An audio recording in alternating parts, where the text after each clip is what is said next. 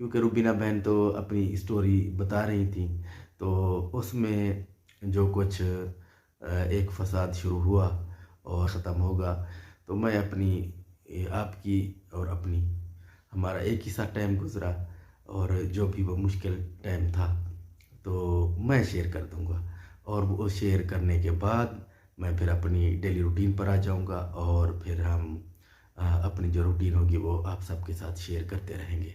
YouTube family, मेरी जो एक रियलिटी है मैं आप सबके सामने वो पेश करना चाहता हूँ। मेरी रियलिटी यही है,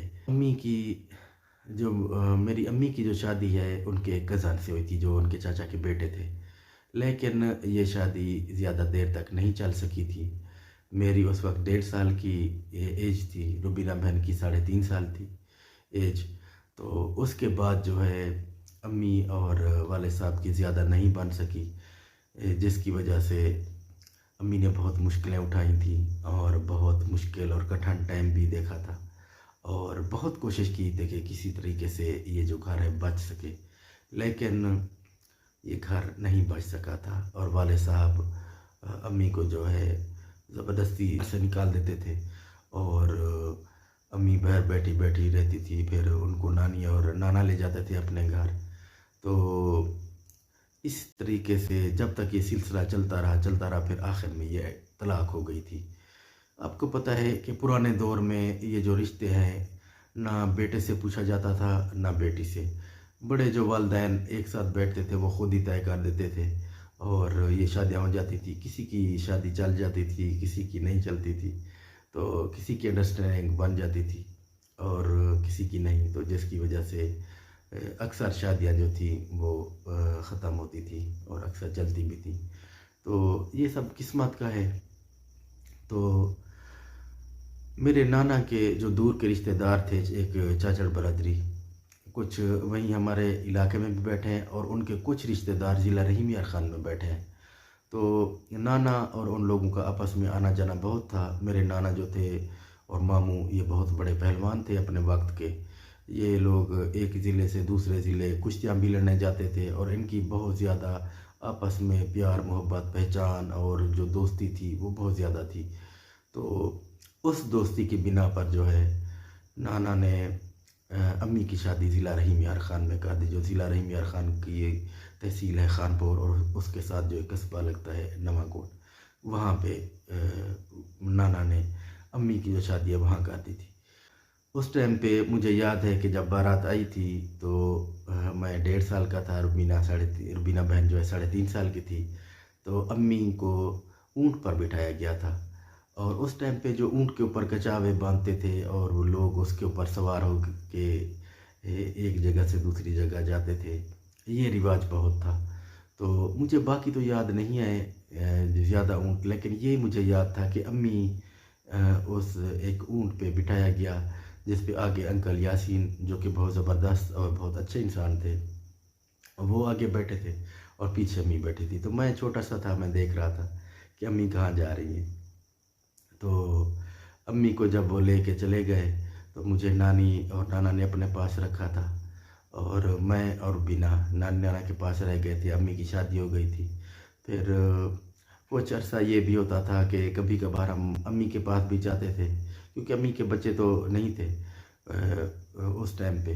तो कभी हम नानी नाना के पास रहते थे, कभी उधर कभी इधर। ज़्यादातर जो हमारा टाइम है, जो एक बहुत ज़्यादा, वो नानी नाना के पास गुजरा था।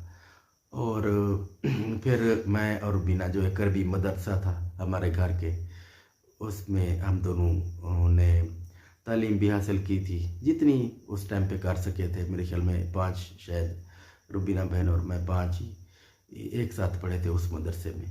तो उसके बाद रुबीना बहन ने तालीम हासिल करना छोड़ दी थी। मैं आगे गया था स्कूल में, फिर 6ठी 7वीं में ऐसे फिर मैंने भी छोड़ दिया। तो फिर नानी, जो मेरी नानी अम्मा थी, उन्होंने जो हमें बहुत ज़्यादा प्यार करती थी, आज मैं उसको बहुत मिस करता हूँ। जो कि मैं उसको अम्मा बोलता था और नाने को जो है अब्बा बोलते थे। हम दोनों, रुबीना बहन और मैं दोनों, नानी को अम्मा, नाने को अब्बा, क्योंकि वाले साहब ने भी शादी कर ली थी और अम्मी की भी हो गई थी शादी। और हम तो हमारे लिए तो माँ बाप नानी नाना थे, जिन्होंने हमारा बहुत ज़्यादा ख्याल रखा और अपने पास हमें किसी चीज़ की कोई परवाह नहीं होने दी थी। तो नानी ने फिर मुझे कहा कि बेटा तुम कोई सायादार काम सीखो, जैसे किसी साए में बैठ के काम करते हैं, तो मेरा एक ख्वाब है कि तुम एक टेलर का काम सीखो। फिर मैं जो एक करीबी टेलर थे वहाँ, नानी अम्मा ने मुझे मशीन दिलाई और फिर मुझे वहाँ उस टेलर के पास बिठाया गया। मैं वहाँ काम सीखता रहा, कुछ वहाँ सीखा। और वो जो टेलर थे वो मुझे कटिंग नहीं सिखा रहे थे। फिर एक दफ़ा अंकल यासीन आए नानी के घर, तो उन्होंने मुझे कहा कि नदीम बेटा तुम जो है ना, तुम वहाँ मेरे पास आ जाओ। वहाँ मैंने एक टेलर से बात की है, नज़ीर साहब से, तो वो तुम्हें ना कटिंग सिखा देंगे, तो तुम मुकम्मल जो है एक टेलर बन जाओगे। तो फिर मैं 1996 में शायद 96 में मैं वहाँ गया था। 97 98 2-3 साल वहाँ 2 साल शायद वहाँ रहा था। फिर मैंने वहाँ पे कटिंग सीखी, जेंट्स जो है। फिर कटिंग सीख के फिर मैं वापस गाँव आ गया, ना के पास आ गया था।